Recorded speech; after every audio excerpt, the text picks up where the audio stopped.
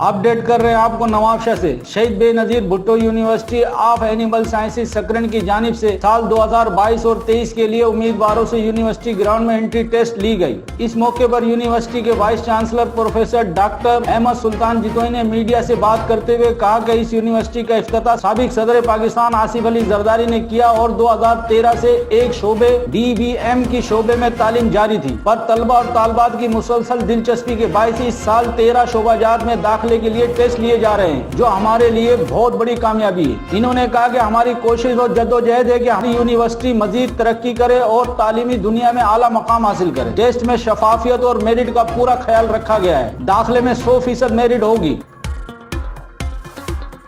मजीद खबरों और अपडेट के लिए विजिट करें हमारा YouTube चैनल HRJDO न्यूज़।